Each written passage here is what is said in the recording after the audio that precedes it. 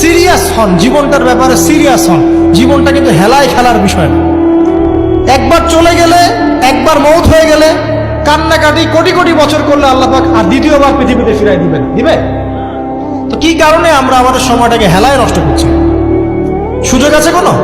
কোনো সুযোগ নাই। যেই কাজের পরকালীন কোনো ফায়দা নাই সেই কাজে আমি নাই। সোজা কথা বোঝেন? যেই কাজে পরকালের কোনো ফায়দা নাই সেখানে আমি নাই, এরকম আকীদা লাগবে। ইলম অর্জন করবেন কেন? পরকালের ফায়দা আছে তাই। নামাজ কেন পড়বেন? পরকালে ফায়দা আছে তাই। প্রেমের সম্পর্ক করবো না কেন? পরকালে ফায়দা নাই তাই। এই গান এই মিউজিক শুনবো না কেন? আমি পরকালে কোনো ফায়দা নাই তাই।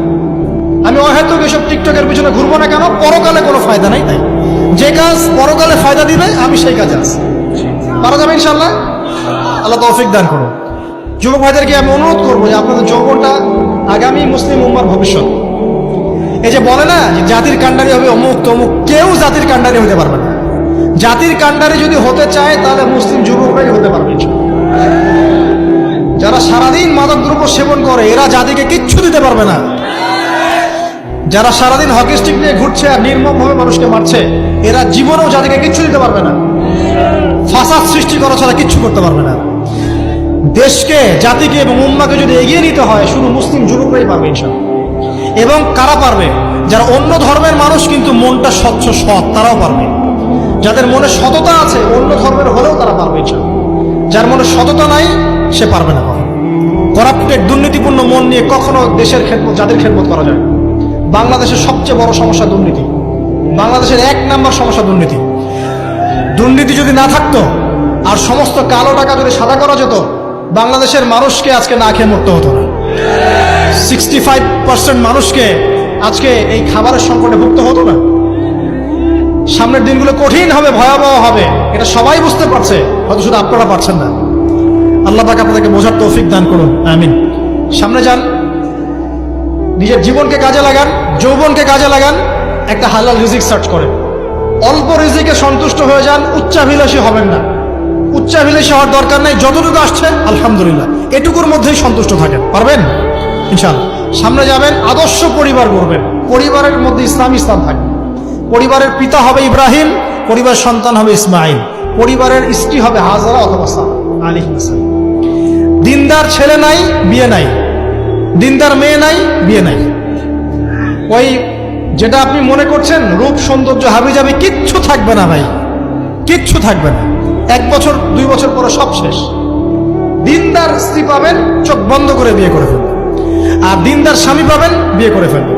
আমার স্বামী কত বড় ব্যাংকের চাকরি করে, কত বড় ডিগ্রি, কত বড় সার্টিফিকেট, এটা পরের ইস্যু। আগের ইস্যু হচ্ছে আমার স্বামী নামাজ পড়ে কিনা, এই লোক আমার স্বামী হতে যাচ্ছে, এর দাঁড়িয়ে আছে কিনা, ইসলাম পালন করে কিনা, ইসলামের প্রতি ভালো ধারণা আছে কিনা, সে আমাকে পর্দায় রাখবে কিনা, এগুলো বড় জিনিস। পরিবার গড়বো ইসলামিক ভিত্তিতে। ইসলাম নাই, পরিবার নাই। এমনকি পরিবার গড়ার পরেও যদি দেখেন যে পরিবারের সদস্যদেরকে বোঝাতে বোঝাতে আপনি ক্লান্ত হয়ে যাচ্ছেন, পরিবারের সদস্যদেরকে দিন বোঝাতে আপনি ক্লান্ত, কিছুতেই দিন বুঝতে চায় না, আপনি আসহাবুল কাহাফ হয়ে যান, তাও ভালো। বুঝেন নাই? আপনি নিজের চটকা তেল দেন, ওটা বাদ দেন, ওর কবরের হিসাব ওর ছেড়ে দেন, আপনি ইব্রাহিম হয়ে যান, আপনি আসহাবুল কাহাফ হয়ে যান, তাও ভালো। ইসলাম নিয়ে কোনো কম্প্রোমাইজ নাই। পরিবারের সদস্যরাও যদি আল্লাহর পথে চলার ক্ষেত্রে প্রতিবন্ধকতা সৃষ্টি করে বাদ দিয়ে দেন, দরকার নেই। আল্লাহর জমিন প্রশস্ত, আল্লাহর জমিন প্রশস্ত, আল্লাহর রিজিক প্রশস্ত। ইনশাআল্লাহ আল্লাহ পাক উত্তম আরো কিছু দিবেন আপনাকে ইনশাআল্লাহ। খেয়াল রাখবেন, পরিবারের মধ্যে ইসলাম থাকতে হবে। এখানে কিন্তু আপনাকে কেউ বাধা দিবে না, এর কর্তা আপনি নিজেই। আল্লাহ পাক তৌফিক এনায়েত করুন, আমিন। পাশাপাশি সৎ কাজের আদেশ করেন, অসৎ কাজে নিষেধ করেন। মুসলিম উম্মার মধ্যে ঐক্যের চেষ্টা করেন, বিভক্তি সৃষ্টি করবেন। সবার মধ্যে ভালো জিনিস আছে, নিয়ে নেন, খারাপগুলো ছেড়ে দেন।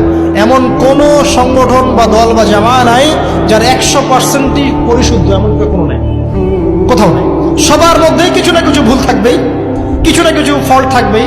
ওই ফল্টগুলোকে নিয়ে যদি আপনি পড়ে থাকেন আর কাদা ছড়াছড়ি করতে থাকেন, কাজ হবে না। এখন এই যুগটা সেই যুগ না। এটা কি সাহাবীদের যুগ যে চুল ছেঁড়া বিশ্লেষণ করতে হবে? এখন কি খেলাফা কায়েম আছে? সাহাবীদের যুগে খেলাফা কায়েম আছে, ইসলামিক অর্থনীতি কায়েম আছে, ইসলামিক রুলিংস চলছে। তখন সূক্ষ্ম বিষয় নিয়ে সাহাবীরা একে অপরের সাথে কনফ্লিক্টে যাচ্ছে। মত পার্থক্য হচ্ছে। আর এখন তো কিছুই নাই, এখন আপনি ওই ছোটখাটো বিষয় নিয়ে পড়ে আছেন, বড় বিষয়ের তো খোঁজ নাই এখন। আল্লাহ পাক আমাদেরকে বোঝার তৌফিক এনায়েত করুন, আমিন।